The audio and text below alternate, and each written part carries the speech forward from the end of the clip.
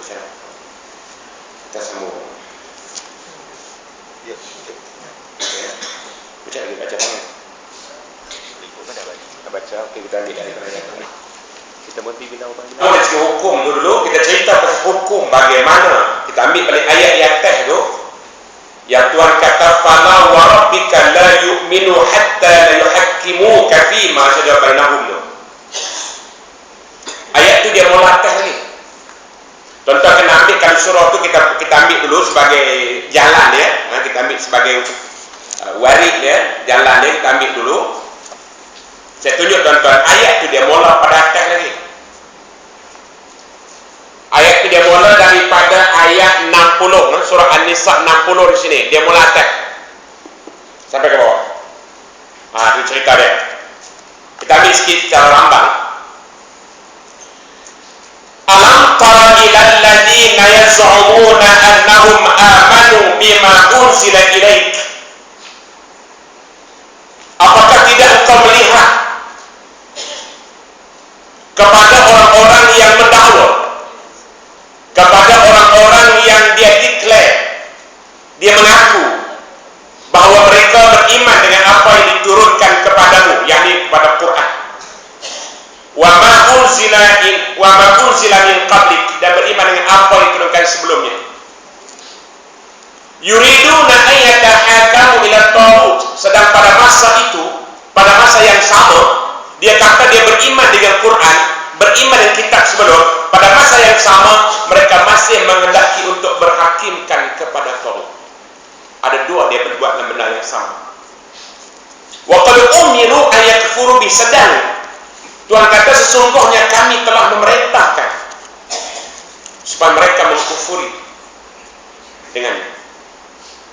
Wa yuridu syaitan, dan amat dikehendaki oleh syaitan ayyudillahum dhalalan ba'ida, untuk menyesatkan mereka dengan kesesatan yang jauh. Ini cerita hukum. Jadi kita ambil sedikit cara awalnya. Ceritanya ada manusia yang macam tu hukum ni. Jadi kadang-kadang kita ni ada ketikanya kena agresif dengan hukum Allah. Saya sebut kata agresif sebab Bang Boni di Kedah dia kata Ustaz ini agresif, kasar. Tak apa, saya mengaku saya gelak, tak apa, dia bukan nak marah pun. Cuma saya kata kat mereka lah. Saya kata saya normal buat agresif. Suatu hari ketika dia masuk Islam, dia terus pegang bendera keliling Allah. Patutnya tunggulah seminggu. Dah, bila dia kata asyhadu an la ilaha illallah wa annaka rasulullah, pada masa yang sama dia pegang bendera di keliling Kaabah. Dia kata, "Ayuhal Quraisy, ana Umar wa ana muslim." Oh ya Quraisy, bahasa kita nak faham. Oh ya Quraisy, oh ya aku Umar, aku muslim. Nabi tak kata, Umar boleh apa ni? Kata Nabi tengok gitu kan. Senyum. Jadi ada ketikanya pegawai pun sama, katakan arkitek ataupun engineer yang main. Sebelum ni engineer main, dia kata ni, tu, saya nak kamu tukar tu rel kereta api tu yang sebelah kiri tu. Saya tengok dah, teruk dah, kata nanti kereta api terbalik, lembut kan? Dia pun tak buat pun. Tak buat. Baik, dia bagi arahan kali kedua, tak buat juga. Maksud dia tak buat juga. Tiba-tiba dia ditukarkan tempat lain. Main engineer yang baru, nama dia Ismail Edin. Besok saya nak rel tu tukar. Bunyi tak? Bunyi kan? Dulu lembut pun tak ada lagu ni pun. Main kesok pun. Pasal dulu lembut pun tak buat. Kan? Lembut apa tak buat. Bila main kasar, apa kata kasar? Kalau kereta api itu terbalik, saya dipersalahkan. Sama engineer dulu, ambil idea pun sama. Jadi saya tak mau sebelum kereta api terbalik mengenang. Cengeng.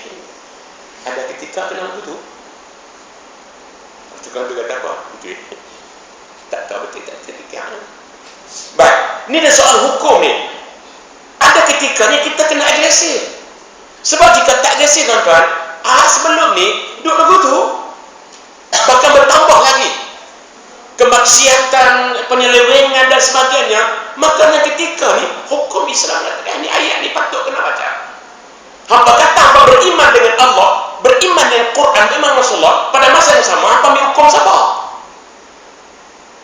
Hamba ambil hukum sabar. Sebab itu bila kita baca dalam kita ayat bawah tu yang dia kata, maka demi Tuhan itu Tuhan sumpah atas nama dia sendiri. Tuhan ni jenis bersumpah atas dirinya, qasamu ala nafsi. Dia bersumpah atas diri dia, maka demi Tuhanmu dan demi Allah, aku sebagai Tuhan kamu. Mereka tidak, pada hakikatnya mereka tidak beriman, atau mereka belum lagi dikira beriman, sehingga mereka menjadikan engkau menetapkan Rasulullah sebagai hakim dalam memutuskan perkara yang mereka perselisihkan. Letak Rasulullah apapun tak usah sebagai hakim, saya tak boleh. Jadi kita masuk tembak waktu kita faham, baru kita faham balik. Yang kita kata wa makhtalaftum fihi min syai' fa hukmuhu ila Allah. Dan tentang sesuatu apapun yang kamu berselisih, maka keputusannya terserah kepada Allah. Yakni Allah Tuhan punya sifat-sifat yang baik, yang agung dan sebagainya. Dzalikumullahu rabbi, yang demikian itu Allah tu Tuhan aku. Alaihi tawakkaltu, dan kepadanya aku bertawakal, wa ilaihi unib, kepadanya aku kembali. Surah Asy-Syura ayat 10. Jadi maknanya hukum kita kena buat hukum yang ditentukan oleh Allah. Jadi hari ini adakah hukum itu wujud? Kewujudan hukum Allah, kenapa kita takut? Soal tanya yang tu, kenapa kita takut dengan hukum Allah? Kita kata ibadat. Soal ibadat kan hukum ni bersatu ibadat ya. Sebab ibadat ni dia masuk dalam kaedah ubudiyah, yakni pengabdian kita kepada Allah. Jadi kita tak meletakkan hukum Allah, bagaimana kita nak mengatakan kita hamba Allah? Yang kita kata dalam Fatihah, iyyaka na'budu, kepadamulah kami menyembah. Jadi kalau kita tak meletakkan hukum Allah, siapa kita sembah Allah? Kita boleh ambil semayang, puasa, zakat, haji, bila berhukum kita tak tepi. Macam mana kata kita sebagai hamba Allah? Seorang suami, dia terikat dengan undang-undang rumah tangga. Bagi makan bini, okey. Bagi makan anak, bagus. Jaga rumah tangga, bagus. Belia, kan? Tapi pada masa yang sama, dia pergi melanggani pelacur, dia pergi bagi makan kepada perempuan yang bukan isteri dia. Langgar undang tak? Langgar undang tu. Tu janganlah kata orang suami. Begitulah. Jadi kalau kita sebagai Islam, kita semayang, kita puasa, zakat, haji semua okey, tiba-tiba undang-undang kita ambil orang lain. Ni apa contoh? Tak boleh. Dia kena hukum. Pasal dia kata tadi, mereka mendakwa, mengaku kata beriman dengan apa yang turunkan. Ini Quran ni. Tiba-tiba dia mengambil Taurut sebagai hakim. Tak boleh pusatnya. Dia minyak misalnya. Minyak konar tu. Dia konar dah. Dia kan duduk cara Yahudi. Yahudi bukan ada minyak. Yahudi tak ada minyak. Tunjuk negara Yahudi mana ada minyak. Ada. Dia soal minyak misalnya, kita punya yang kelentong dengan Allah. Minyak Tuhan bagi kepada negara Islam kan? Baik di Iraq, baik di Iran ada sikit, di Arab Saudi, di Brunei, di Malaysia. Negara Islam ya. Jadi kenapa kita harus nak ikut cara Yahudi? Yahudi hari ini menentukan harga minyak. Harga naik turun. Patutnya kita harga minyak negara kita lihat minyak sendiri. Aku punya apa salah rumah aku. Negara aku nak naik kat turun kan. Jangan kita cakap saja. Bila sebut kata janji ditepati, kena tepat. Ini doa apa? Kerajaan akan memastikan bahawa harga minyak tidak akan naik. Apa cerita? Maaf kepada kawan-kawan saya. Mohon maaf. Soal siapa tuan saya ya. Kita punya. Lepas tu panggil pula orang nak cerita pula kata ni ketentuan Tuhan. Yang ni pun masalah dia. Urut hadis tu, kenapa faham? Kita jangan sembunyikan fakta benar. Memang hadis tu sahih. Tapi ceritanya sahabat-sahabat jumpa dengan pedagang-pedagang luar, pedagang daripada Syam, Syria, pedagang daripada luar semua main berniaga. di Madinah ataupun Madinah di Mekah atau mereka bertisyak, bila tanya-tanya minggu lepas aku beli hadiah harga 2 ubat. Kenapa minggu ni 4 ubat?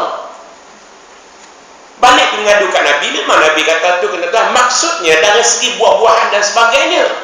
Bila buah korang memang harga mahal lagi. Bila buah banyak harga murah. Ni masalahnya minyak tempat kita. Minyak A hantar kat Sabah, minyak B hantar kat Sabah. Pergi hantar kat Jepun, Korea, Amerika, apa-apa. Pakailah sendiri. Barulah rakyat ditamakan.